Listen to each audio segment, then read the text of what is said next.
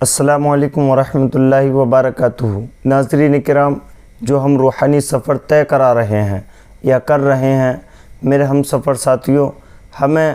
روحانی سفر کے لیے کیا کیا کرنا ہوتا ہے؟ تو ناظرین کرام، میں آپ کو بیسک سے بتاتا چل رہا ہوں کہ لوگ کس وجہ سے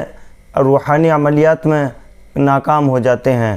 اور کامیاب کس طریقے سے ہوتے ہیں۔ اس کی کچھ شرطیں ہوتی ہیں کہ ان کے نقوش کیوں کام نہیں کرتے، ان کے عمل کیوں کام نہیں کرتے، وہ اپنے وظائف میں کامیاب کیوں نہیں ہوتے، وہ اپنے چلوں میں کامیاب کیوں نہیں ہوتے۔ تو ناظرین کرام، جو قواعد ہم نے پارٹ 1 میں بتائے تھے، اب انشاءاللہ تعالی وہ ہم ان کے آنے والے اسٹیپ بائی اسٹیپ بتا رہے ہیں کہ انسان روحانی سفر میں کس طریقے سے کامیاب ہو۔ تو ناظرین کرام، کرنے کے بعد انسان کو چاہیے کہ وہ اپنے اندر یکسوئی پیدا کرے، یعنی کہ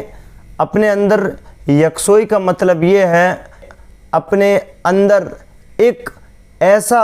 مضبوط تصور باندھ لے کہ جب بھی کوئی کام کرے تو اس کا خیال ادھر ادھر نہ جائے، صرف اپنے کام پر رہے۔ اس کو یکسوئی بولتے ہیں، اس کو تصور بولتے ہیں۔ جس طریقے سے ایک ہم جانور سے سیکھ لے سکتے ہیں کہ ایک وہ بلی کہ جب اپنے شکار کو حملہ کرتی ہے، یعنی اپنے شکار کے لیے جب تیار ہوتی ہے، تو بالکل خاموشی کے ساتھ اور یکسوئی کے ساتھ وہ بیٹھ جاتی ہے اور پھر ترنت اپنے شکار کو پا لیتی ہے۔ اسی طریقے سے انسان کو جب کوئی بھی کام کرنا ہوتا ہے روحانی معاملات میں، تو اس کو یکسوئی حاصل کرنا بہت ضروری ہے، جس کو ہم مراقبہ بھی بولتے ہیں۔ ناظرین کرام، یہ کس طریقے سے کیا یہ چاہتے ہیں کہ ہم روحانی سفر میں کامیاب ہو جائیں، تو وہ سب سے پہلے یہ کریں کہ میڈیٹیشن یعنی کہ مراقبے میں بیٹھ جائیں، اور وہ اس کا طریقہ یہ ہے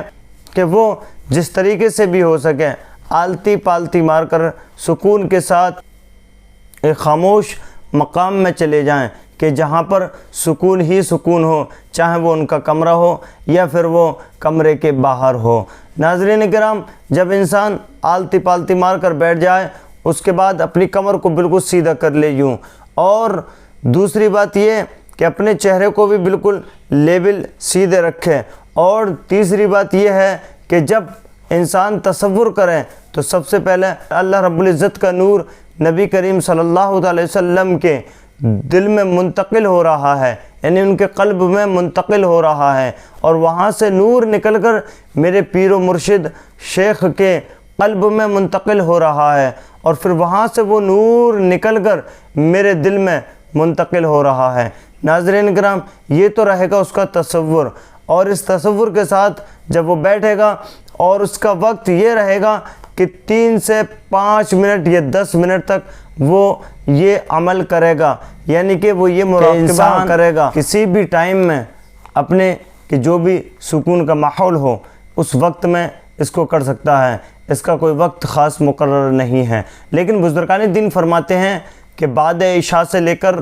بعد فجر تک کر سکتے ہیں۔ یہ بہترین وقت ہوتا ہے کہ جس میں انسان اپنے بستر پر چلا جاتا ہے اور پوری دنیا سونے لگتی ہے۔ تو جب انسان مراقبہ کرتا ہے تو اس کو جلد سے جلد یکسوئی حاصل ہو جاتی ہے۔ اصل چیز روحانیت کے اندر یکسوئی حاصل کرنا ہے۔ جب آپ نے یکسوئی حاصل کر لی تو میں سمجھتا ہوں کہ انشاءاللہ تعالی آپ روحانی وظائف اور روحانی عمل اور اس کے علاوہ آپ اپنے چلوں میں کامیاب ہو جائیں گے، اس لیے کہ یکسوئی کا حاصل کرنا بہت ضروری ہے۔ السلام علیکم ورحمۃ اللہ وبرکاتہ۔